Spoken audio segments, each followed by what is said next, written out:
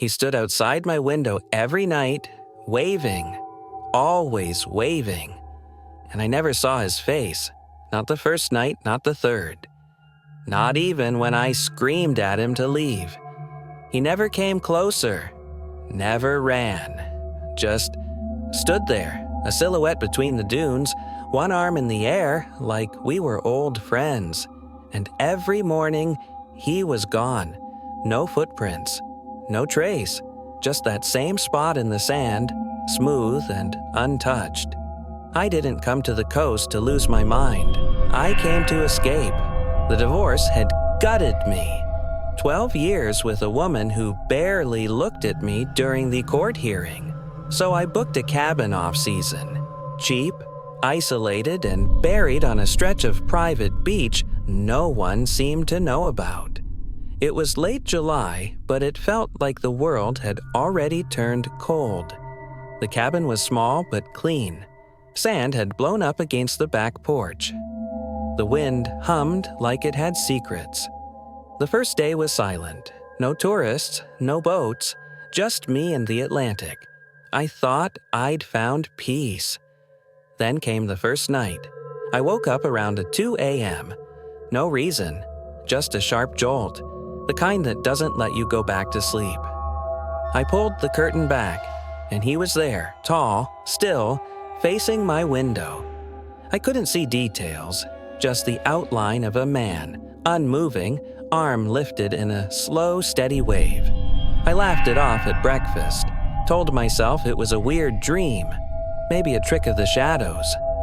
But the second night, he was there again. Same spot, same wave. No closer. I stood at the window for 10 full minutes, watching. My heart thundered, but my body wouldn't move. It was like he knew I was watching. On the third night, I snapped. I threw on my boots, grabbed a flashlight, and stormed outside. Nothing. The sand was smooth, untouched, no footprints, no sign anyone had ever been there. But when I turned to go back inside, I heard the soft crunch of sand behind me. I spun around. Empty. Wind. Darkness. That night, I pushed the dresser against the door, slept with the fireplace poker in hand. But I still looked. Every night, just before dawn, I peeked through the blinds. And every night, he was there, waving. By the sixth night, I couldn't take it anymore. I drove 30 miles to the nearest diner, talked to a local guy about the area. He went pale when I described the cabin. "There's no cabin out there," he said. "Dune Point burned down in '86. Whole stretch has been empty since." I laughed, told him I'd been living in it all week, showed him photos from my phone, but the photos were gone, replaced with static black squares. I drove back anyway. I had to see for myself. Maybe I was crazy. Maybe I dreamed the whole thing. But when I pulled into the clearing, the cabin was gone. Not damaged, not abandoned. Gone. Like it had never been there. Just dun grass and sand. And in the middle of it all, something half buried. A photo. It was old, faded, curled from sun and time. It showed a man standing on that very beach, arm raised in a wave. Same silhouette, same stance. And on the back, in shaky handwriting, "We wave so they remember us."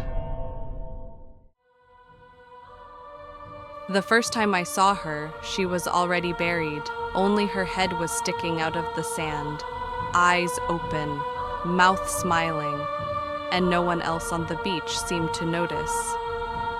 I froze mid-step, my towel slipping from my arm. She looked about 10 years old, blonde hair matted to her cheeks, skin pale, and still. I thought it was a prank, maybe one of those weird TikTok trends. But when I pointed her out to my friends, she was gone. No disturbed sand, no hole, nothing. We were 4 girls renting a beach house on a quiet coastal town that no one really visits in the summer anymore. That was the appeal. No tourists, just us and the waves. That first night, I couldn't sleep. Not because of her. At least that's what I told myself. The house was old, creaky. Wind blew through the cracked window frames like whispers. At around 2:47 a.m., I remember because I checked, I heard shuffling on the back deck, then soft, deliberate knocking. Knock, knock, knock, 3 times, then silence. I looked outside, no one. In the morning, I told the girls. They laughed it off, said I was being paranoid. Small town creep factor, Jessa joked. But that afternoon, something changed. There were footprints on the beach, dozens of them. Small, bare. Heading from the ocean straight toward our back door. We hadn't seen a single child on this beach all day. That night, we drank too much. Wine and cheap rum. Jessa dared Maddie to go into the ocean fully clothed. We laughed, filmed it, until Maddie stopped moving. She stood waist deep, facing the shore, frozen, mouth open. Then she screamed. We ran to her. She was shaking, crying, pointing back at the water. "She was under me," Maddie whispered. "She grabbed my foot." There was nothing there. We carried her back to the house. She didn't speak the rest of the night. At 3 a.m., the knocking came again. 3 knocks, then soft humming. A child's voice. No words, just a tune. I stayed frozen in bed, too scared to breathe. When I finally looked outside, she was there, the same little girl, standing barefoot on the porch, soaked from head to toe. Her skin bloated, lips blue. She lifted one hand and waved. The next morning, Maddie was gone. We found her clothes folded neatly on the sand, her phone still in the pocket. Police searched. Drones scanned the water. No trace. We left the next day. I swore I'd never come back.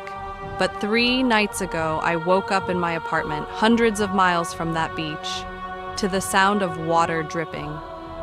There were wet footprints on my floor, leading from the bathroom to my bed, and on the mirror, a message drawn in fog. "You broke the rule." I hadn't told anyone, but I remembered. The beach house had a plaque by the front door. We thought it was decorative. It said, "Respect the tide. Never swim after dark. Never disturb the buried." We laughed at it. Took selfies with it. I thought it was just some local folklore. But now I know. She wasn't buried. She was waiting. And we woke her up.